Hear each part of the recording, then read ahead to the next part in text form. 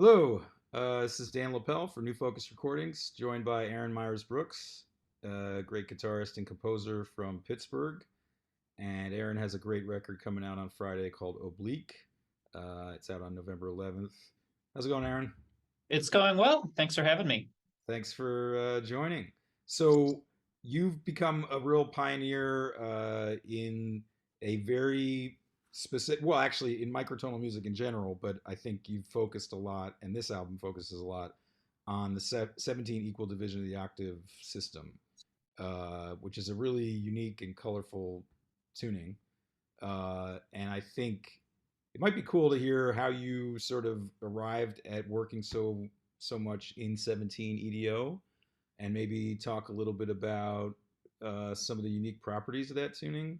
I feel like for some people, they hear 17 or 13 or 19 EDO and their eyes sort of glaze over and they're like, okay, it just sounds weird. But the more you get inside these different tunings, you realize they've got these beautiful, unique, crystalline properties. So take it away. I'll stop talking.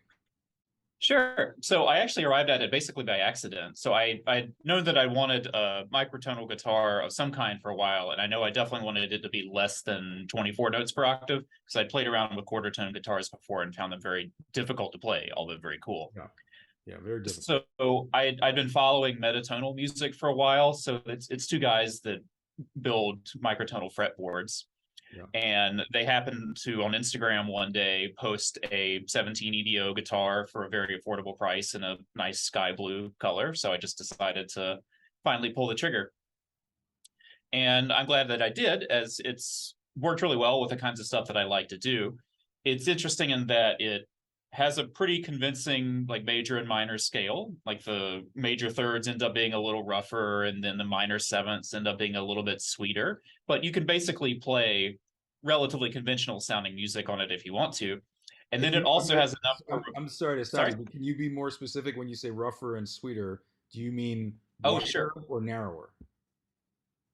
Well, it could be either. In this case, the major third is a little bit wider, Yeah, and so it ends up sounding a little more dissonant, at least to my ears. yeah, The minor seventh is a little bit narrower, so it ends up being a little bit closer to the like the natural seventh that you get, when let's take a French horn, for example.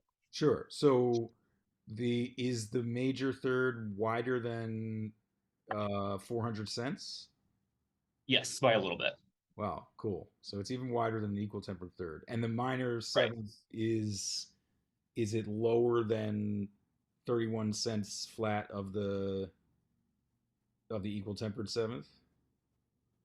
Um, it's a little bit. Wait, so you're saying the 31 cents is like what you would That adjust the that minor would be seventh like to the be just to get it? right, that would be like the just Yeah. minor seventh, right? So it's in between the just minor seventh And the and the equal 12 tempered. tone minor seventh. So if you're comparing it to the 12 tone minor seventh, it's a little bit flatter. Right, right. Cool. That's great. Uh, I listened to your album really carefully, but I can't say that I quite wrap my mind around the specifics of those interval sizes in 17. So I'm going to go back and listen with that in mind. Yeah, That's cool. So anyway, sorry to interrupt you. Go ahead. sure. Yeah, so you get a relatively convincing major minor scale, but then you also get these other notes that are pretty close to being quarter tones. So you get things like neutral seconds, neutral thirds, neutral sevenths, and then also rather than having a single tritone, you get like an augmented fourth that's one interval and a diminished fifth that's another interval, and they both sound pretty different than a 12 EDO tritone. So you can kind of veer between very sort of normal sounding music and very unusual sounding music, and for me it's nice to be able to like go between those two extremes. Yeah. Yeah, for sure. I've been playing a lot with 19 EDO, which I think Mm-hmm. a lot of people have said is sort of like this nice gateway into different EDO systems because it just ends up being all the enharmonic notes, but they're no longer equivalent. Uh, Right. and I did actually get a metatonal 17 guitar too, but I haven't really messed with it much yet. But it's a similar Cool. situation. I saw him post it and I was like, wow, that's a great deal. Great. um, I've also found it to be pretty easy to play. Like it's yeah, because it's right. not a drastic difference in terms of the widths of the frets and the number of notes you're adding. Yeah. The sort of muscle memory for familiar patterns works pretty well, and then you have these kind of in between sounds that can be added. And do you tune it all in fourths? No, I just use standard tuning, but it ends up being that some of the notes are a little different. So the B string in particular is quite a bit sharper. But what I do is I tune the open A to a tuner, and then I just tune all the unisons and octaves of the other strings all to A, so that all the A's are in agreement. Yeah. Right. Well, maybe we should take a listen to some of this to give folks some context for uh, how this tuning system sounds. So, how about a little bit Sure. of the opening track? It's called the 11th and 6th Caves, and this Yep. is one of the solo guitar tracks on the record.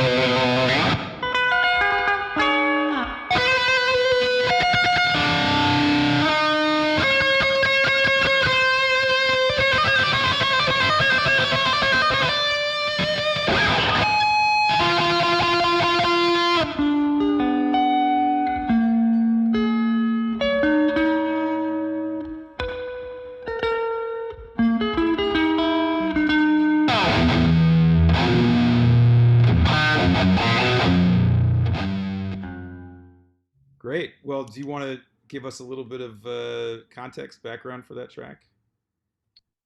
Sure. So with this one, I was really kind of trying to lean into the more dissonant aspects of the tuning. Yeah. So there's a lot of those unusual, like augmented fourth, diminished fifth intervals. And then also the melodies are often sort of hyperchromatic, just meaning that you're moving from one step of the 17 tones chromatic scale to the other. I was pretty excited about the kind of recording context of this one, as I wrote it at the beginning of the pandemic, and one of my favorite producers, excuse me, Colin Marston, who's usually booked up several months in advance, all of a sudden, like, a lot of his work had dried up for the pandemic, so he had a lot of openings.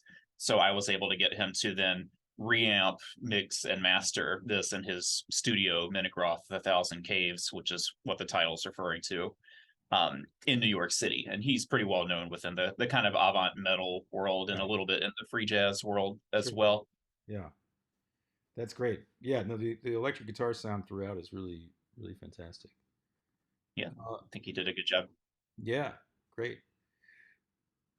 There's one track on here that where you use digital piano sounds, right? It's Prelude and Mhm. Entity. It's also like a pretty different vibe in general than some of the other music. You want to talk about this? This maybe sort of moves into what you were just saying, like the way in which 17 EDO affords you the possibility of having some fairly consonant voicings if you choose your harmonies carefully, right? Yes. So with this one, I explicitly kind of wanted to move from a more familiar sound to a less familiar sound over the course of the tune. Right. So it just starts off in A minor. And so you get the slightly funky sounding the A to C minor third, but then also like the fourth and the fifth sound totally normal. And so it's not distinctly different from what it would sound like if it was just in 12 EDO. But then occasionally there'll be these chromatic notes that pop out pretty dramatically. And then by the end of it, it's just shifted into a totally chromatic sort of pitch language. Yeah. Great. Well, I'm not sure. Do you think if we tried to find a minute and a half long excerpt in the middle, we'd be able to, because it sort of morphs, right? It's like a Mhm. gradual. So I'm not sure we would find anything that illuminates that the whole trajectory of what you're talking about. So what do you? Yeah, I think if you do like the middle section where it's where the pulsing rhythms go Right. away, like that middle minute and a half, I think would probably be the best bet. Let's do that. We'll check it out right now. So this is a bit of prelude and entity, but in a sense, it's prelude moving into entity. Right, It's the right. transitional moment between the two movements of a one movement piece, basically. Here we go.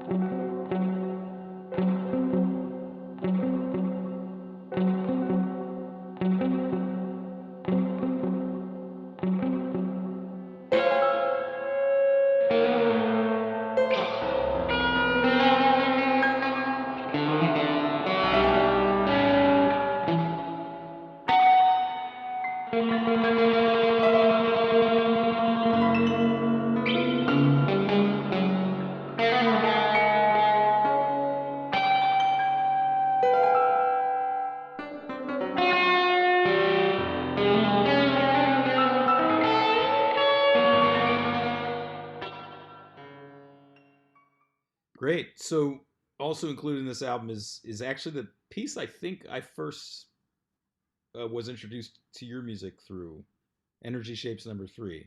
I'm trying to remember if that's because I heard you in Pittsburgh or maybe it was earlier than that. You sent me a score. Yeah, I think that was probably for the first piece in the series, Energy Shapes #1, Yeah. which I did Oh, back oh, in right. Yes. Sorry. yeah, Okay. back in 2014. Right. Right. I maybe we met at something beyond microtonal or maybe music on the edge or something like that. Yeah, definitely like through Music on the Edge and through some of the opportunities for grad students at the University of Pittsburgh. That's what it was. Yeah. Fantastic. Well, anyway, I remember really liking your music back then, and so it's cool to see this series. This is a piece for guitar and electronics, uh, Mhm. a, a 5 movement piece, and I don't know. Talk a little bit about the relationship between electronics and the instrumental writing in this piece. It's sort of really each movement frames that dynamic in a very different way, actually. Oh, thank you. So with this one, unlike the piece for guitar and piano, where they're just kind of separate parts, a lot of the electronics in Energy Shapes #3 is the guitar being like processed in some way in real time. So particularly in this movement, Oblique, there's a really gnarly saturation plugin that, rather than just being sort of on and off with a foot pedal, it's gradually sort of morphing in and out. And then there's also a secondary sort of accompanimental layer with an FM synthesizer as well. But there's a lot of this like real time changing of the sound. So in order to perform it, I'd probably actually have to like plug it into my laptop to let some of these effects happen over time. Right. Cool. Well, let's check out a little bit of this. So it's the title track of the album, Oblique, and it's the second movement in Energy Shapes number 3. Sort of cascading arpeggios that are sort of timbrely shaded by the electronics.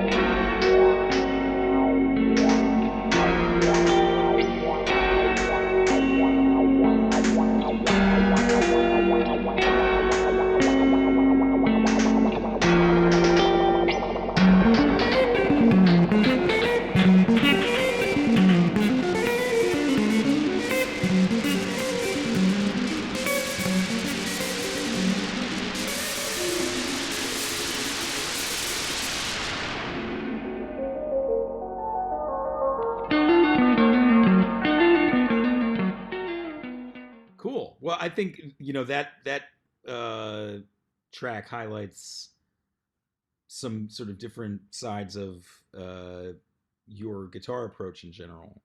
I know you play in some metal bands, right? Uh, and I think in general there's like a really great sort of expanded electric guitar language on this record that you don't necessarily hear all that much in through composed new music. It comes up, I guess, Moraes, Telur, not Telur, Vampire. You know that piece? I don't know.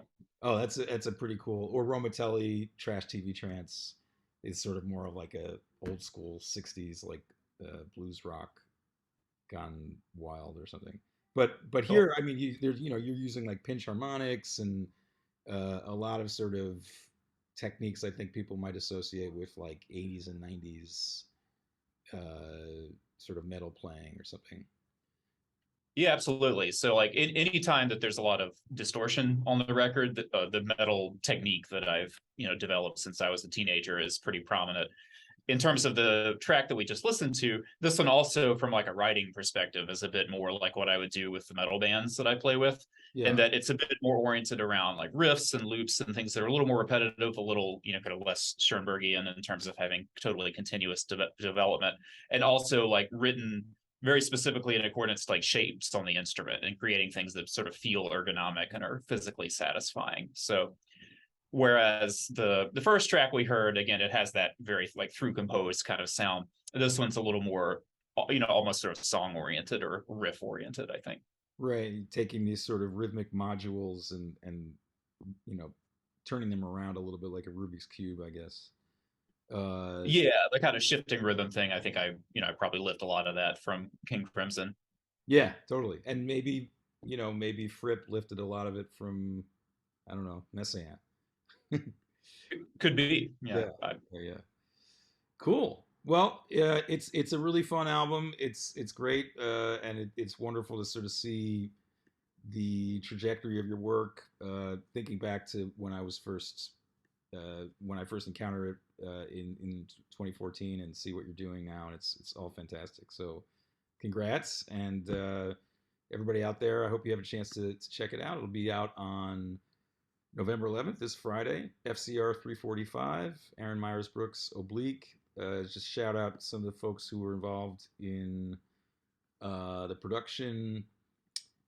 As you mentioned, Colin Marston reamp, mixed, and mastered the first track, and everything else was you, basically. Yeah, everything else is me. Yeah, I yeah, did yeah. I did reamp the Sonata at the Shred Shed, which is a very cool like Cool, venue slash practice space kind of spot in Allentown, great. and it's also where my thrash metal band practices. And as you mentioned, pioneer, I think, in these alternate fretboards, metatonal music. Ron Sword is the guy I know there. Maybe I guess he has a partner as well. Uh, has been doing a lot of that work for as far as I know a pretty long time, right? Um, but now, of course, there's many other people who are getting involved in building sort of different fretting systems, and sort of Yeah, an exciting time yeah. for microtonal guitarists. Oh, yeah. It's a very cool kind of cottage industry. It is a very cool moment. I think as we see microtonality becoming more sort of natural part of the language for a lot of composers and a lot of ensembles and performance practice, the idea that there might be an option for plucked string players to play with like a higher degree of accuracy in these different Mhm. systems Yeah, absolutely. is really cool. I don't know how much have you done much 17 EDO playing with other people?